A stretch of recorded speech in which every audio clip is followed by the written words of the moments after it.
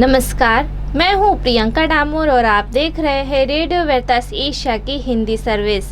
कलीसियाई समाचार में आप सभी का स्वागत है। कलीसियाई समाचारों में प्रमुख है। संत पिता फ्रांसिस ने कहा, मनन चिंतन ईश्वर से मिलने का माध्यम है। फादर स्टैन स्वामी ने जेल की कोठरी में अपना 84वां जन्मदिन मनाया। फादर स्टैन स्वामी को जमानत के लिए बॉम्बे हाई कोर्ट भेजा गया। धर्माध्यक्षों ने की सरकार से अपील। कैथोलिक नेताओं ने कहा, कोविड-19 के खतरे को कम करने के उपाय खोजे। अब जानते हैं समाचार विस्तार से। संत पिता फ्रांसिस ने कहा, मनन चिंतन ईश्वर से मिलने का माध्यम है। संत पिता फ्रांसिस ने अपने बुधवारी आम दर्शन समारोह के अवसर पर वाटिकन के प्रेरितिक निवास की पुस्तकालय से सभी लोगों का अभिवादन करते हुए कहा, आज हम प्रार्थना के उस स्वरूप पर चर्चा करेंगे जो मनन चिंतन के रूप में की जाती है। एक ख्रिस्ती के लिए मनन चिंतन करने का अर्थ है अर्थ की तलाश करना। मनन चिंतन ईश्वर से मिलने का माध्यम है। फादर स्टैन स्वामी ने जेल की कोठरी में अपना 84वां जन्मदिन मनाया। फादर स्टैन स्वामी ने जेल की कोठरी में अपना 84वां जन्मदिन मनाया। कलीसिया के कई नेताओं ने उनकी रिहाई के लिए आवाज दी। उनके जेसुइट साथियों ने कहा कि एक पक्षी अभी भी गा सकता है। यह निश्चित रूप से उनकी चाहत नहीं थी कि फादर स्टैन स्वामी 26 अप्रैल को अपना 84वां जन्मदिन जेल में मनाएं। 6 महीने से अधिक समय से पुरोहित स्टैन स्वामी मुंबई की जेल की सलाखों के पीछे हैं। उन्हें पिछले साल 8 अक्टूबर को रांची में गिरफ्तार किया गया था। उनका अपराध माओवादी विद्रोहियों के साथ कथित संबंध जो महाराष्ट्र राज्य में 2018 के दंगे के पीछे है।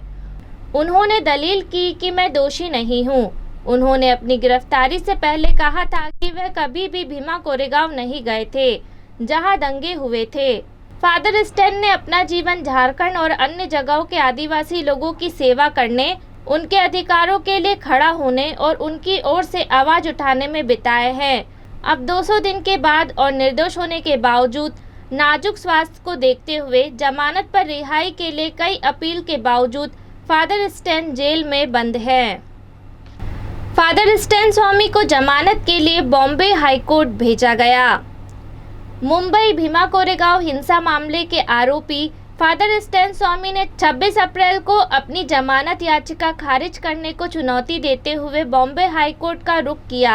अपील में जेल में कोविड-19 मामलों में वृद्धि का उल्लेख किया गया है और हिरासत में पूछताछ की अब आवश्यकता नहीं है क्योंकि मामले में आरोप पत्र दायर किया गया है। अक्टूबर 2020 में उन्होंने जेल में कोविड-19 मामलों में वृद्धि और उनके बिगड़े स्वास्थ्य के कारण चिकित्सा आधार पर जमानत मांगी।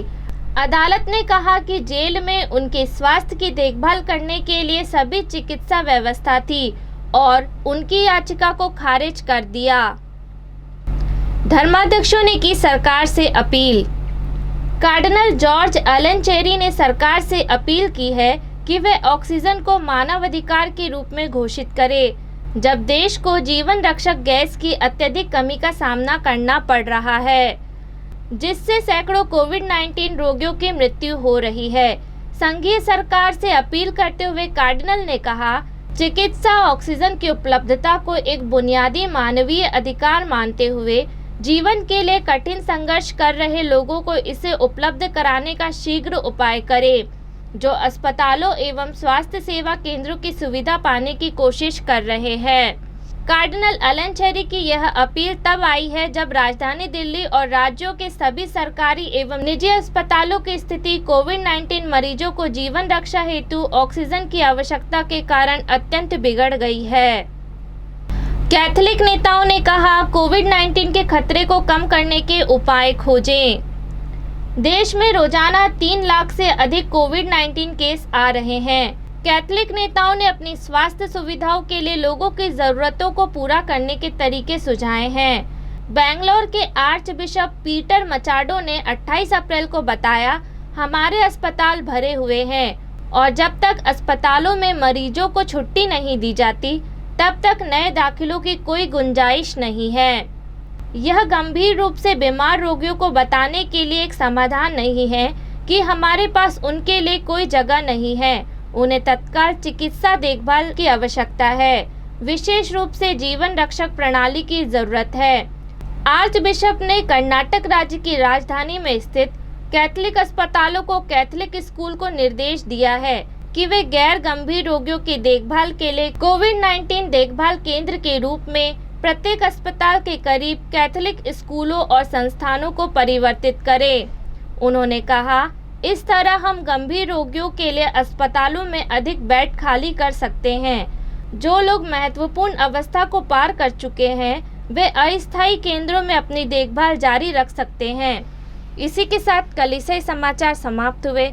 अगली बार फिर मुलाकात होगी नई खबरों के साथ। नमस्कार।